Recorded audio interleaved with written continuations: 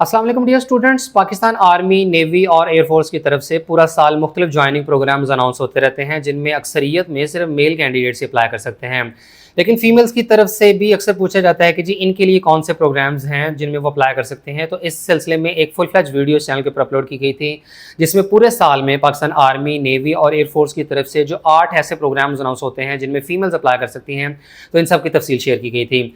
और इन्हीं में से एक बहुत important programme lady cadet course का होता है, जिसमें ऐसी फीमेल्स अप्लाई करती हैं जिन्होंने अपनी ग्रेजुएशन यानी कम से कम 16 ईयर्स एजुकेशन कंप्लीट कर ली हो, तो वो अप्लाई कर सकती हैं। अब लेडी कैडेट कोर्स का प्रोग्राम अनाउंस किया जा चुका है। इसका बैच नंबर 23 अनाउंस हुआ है। लेडी कैडेट कोर्स साल में 2 मरतबा अनाउंस होता है, एक बार ये जून के महीने में और दूसरी बार ये दिसंबर के महीने में अनाउंस होता है। इसके अलावा लेडी कैडेट कोर्स के हवाले से कुछ एक चीज़ें क्लियर करते चलें कि इसमें आप मैट्रिक या एफएससी की बुनियाद पर अप्लाई नहीं कर सकते हैं। इसके अलावा आपने अगर इवन एडीपी भी किया हो तो भी आप एलिजिबल नहीं अप्लाई करने के लिए। आपकी मिनिमम 16 ईयर्स एजुकेशन होनी चाहिए और वो भी रेलेवेंट फील्ड के अंदर।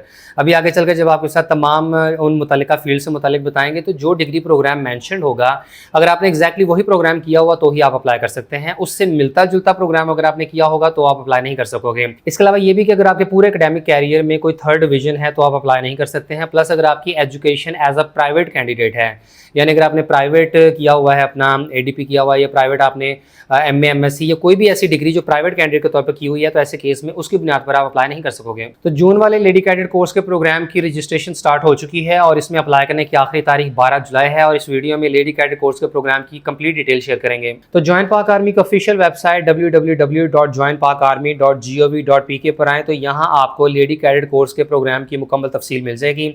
अगर आपने कोर्स की डिटेल्स देखनी हो तो यहाँ क्लिक करें। ऑनलाइन रजिस्ट्रेशन के लिए ये लिंक दिया गया है और एग्जाम स्लिप आपने यहाँ से डाउनलोड करनी है। और एग्जाम स्लिप आप तभी डाउनलोड करेंगे जब आपकी रजिस्ट्रेशन हो चुकी होगी। तो कोर्स डिटेल्स को देखते हैं। तो लेडी कैडेट कोर्स के बैच नंबर 23 में अप्लाई करने के शेड्यूल की बात करें तो 19 जून से रजिस्ट्रेशन का आगाज हो चुका है और अप्लाई करने की आखिरी तारीख 12 जुलाई है।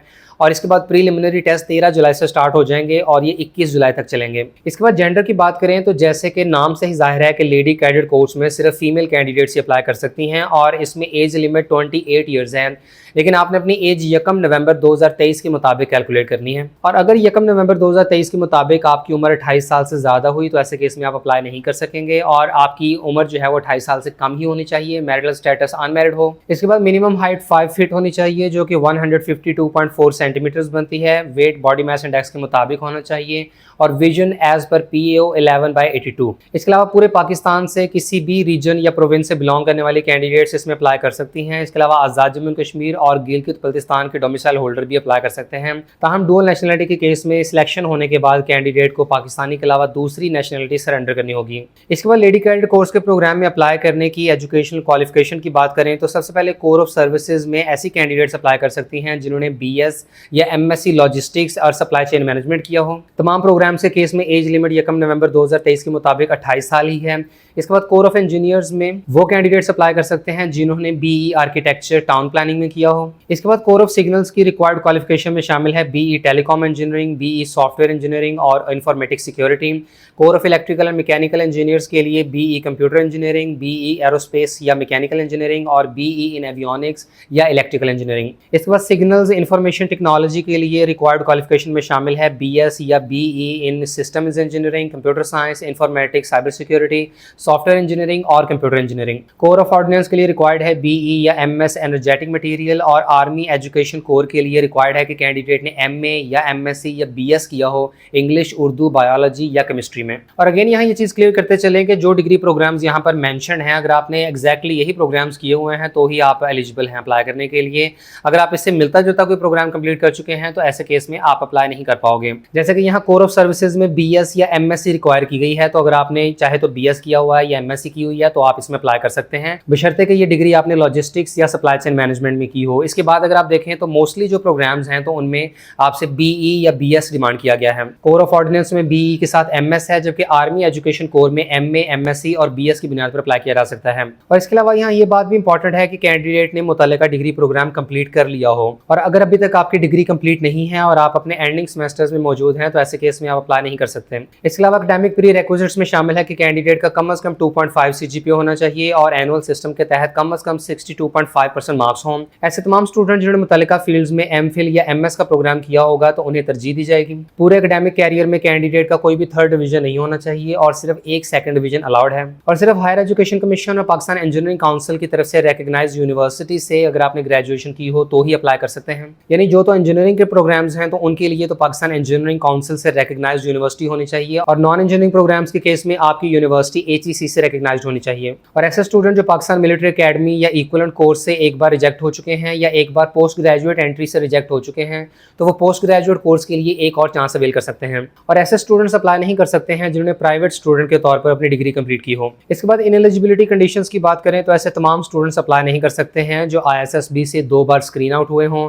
इसके अलावा अपील मेडिकल बोर्ड की तरफ से मेडिकली अनफिट डिक्लेयर हुए हों, हेपेटाइटिस B और C की बुनियाद पर मेडिकली अनफिट डिक्लेयर हुए हों, इसके अलावा आर्म फोर्सेज हॉस्पिटल की तरफ से अनफिट डिक्लेयर हुए हों या किसी भी वजह से आर्म फोर्सेज की अकेडमी या ट्रेनिंग इंस्टीट्यूशन से विड्रॉ हुए हों, डिसिप्लिनरी ग्राउंड्स पर आर्म फोर्सेज कॉलेज या इंस्टीट्यूशन से विड्रॉ हुए हों, गवर्नमेंट सर्विसेज बशमूल आर्म फोर्सेज से डिसमिस, रिमूव या डिबार किए गए हों और कोर्ट ऑफ लॉ से कन्विक्ट हुए हों। तो अगर आप इनमें से किसी भी कैटेगरी से बिलोंग करते हैं तो ऐसे केस में आप लेडी कैडेट कोर्स के प्रोग्राम के लिए अप्लाई नहीं कर सकते हैं। इसके बाद जो स्टूडेंट्स हर तरह से एलिजिबल हैं तो वो 2 तरीकों से रजिस्ट्रेशन करवा सकते हैं। पहला तरीका तो ये है कि आप इंटरनेट के थ्रू इसी वेबसाइट के होम पेज पर जो लिंक दिया गया है तो वहाँ से आप ऑनलाइन रजिस्ट्रेशन कर लें। ऐसे केस में कैंडिडेट्स को एक वैलिड ईमेल अकाउंट प्रोवाइड करना होगा और इसी ईमेल ID पर कैंडिडेट्स को उनके इनिशियल टेस्ट से मुतालिक डेट और टाइम के बारे में बताया जाएगा। इसके अलावा कैंडिडेट्स को कंप्यूटराइज्ड रोल नंबर स्लिप्स भी इशू की जाएंगी जिनके ऊपर प्रीलिमिनरी टेस्ट की डेट और टाइम से मुतालिक बताया गया होगा। कैंडिडेट्स को इनिशियल टेस्ट के रोज आर्मी सिलेक्शन रिक्रूटमेंट सेंटर में तमाम जरूरी डॉक्यूमेंट्स भी साथ ले जाने होंगे। इसके अलावा प्रोस्पेक्टस फी 100 रुपया भी अपने साथ लेकर आएँ और चूंकि इनिशियल टेस्ट कंप्यूटर बेस्ड होगा इसलिए कैंडिडेट्स के पास कंप्यूटर का वर्किंग नॉलेज होना चाहिए,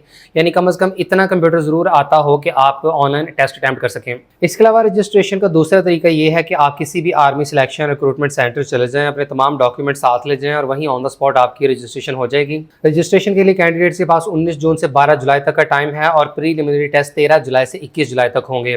और प्रीलिमिनरी टेस्ट में शामिल है कि कैंडिडेट का रिटन और इंटेलिजेंस टेस्ट लिया जाएगा और ये professional written intelligence test multiple choice questions पर मुश्तमिल होगा और ये आर्मी सिलेक्शन रिक्रूटमेंट सेंटर में 13 जुलाई से 21 जुलाई तक कंडक्ट होगा। और ख्याल रहे कि ये जो इंटेलिजेंस टेस्ट है इसमें तो कैंडिडेट्स की जहानत का इम्तहान लिया जाता है कि आपसे वर्बल और नॉन वर्बल क्वेश्चन पूछे जाते हैं। इसकी तैयारी आप कहीं से भी कर सकते हैं, कोई अच्छी आप गाइड ले लें, कोई बुक परचेज कर लें जिसमें आर्मी के जो इंटेलिजेंस टेस्ट से मुतालिक आपको मटेरियल प्रोवाइड किया गया हो।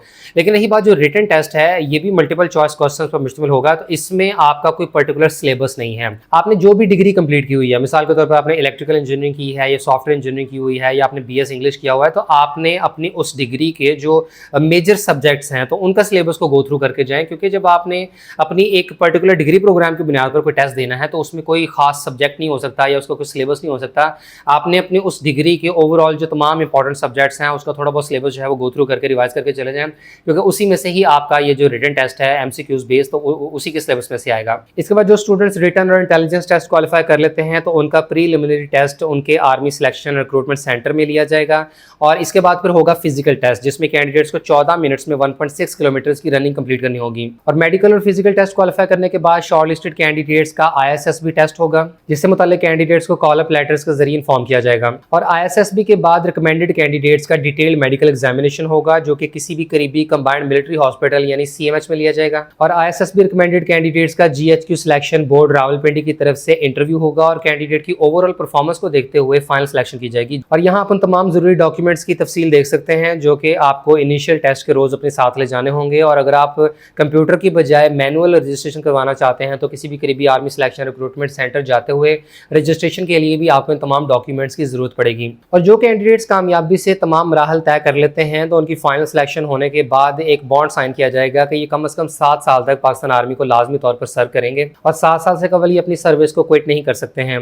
बाकी कैंडिडेट्स की चॉइस है कि वो अपनी 7 साल की कम से कम सर्विस कंप्लीट करने के बाद भी अपनी सर्विस को कंटिन्यू रख सकते हैं। और जैसे ही कैंडिडेट्स की फाइनल सिलेक्शन होती है तो Pakistan military academy PMA Kakul में 6 माह की ट्रेनिंग करवाई जाएगी। तो लेडी कैडेट कोर्स का प्रोग्राम पाकिस्तान आर्मी की तरफ से फीमेल्स के लिए एक्सक्लूसिव है और ये बड़ी ज़बरदस्त अपॉर्चुनिटी है ऐसी तमाम फीमेल्स के लिए जो अपनी ग्रेजुएशन कंप्लीट कर चुकी हैं। इवन अगर आपने MSc MPhil भी किया हुआ है तो उसकी बुनियाद पर भी अप्लाई कर सकते हैं। ज़ाहिर है आपको इस हायर एजुकेशन की बुनियाद पर तरजीह मिलेगी।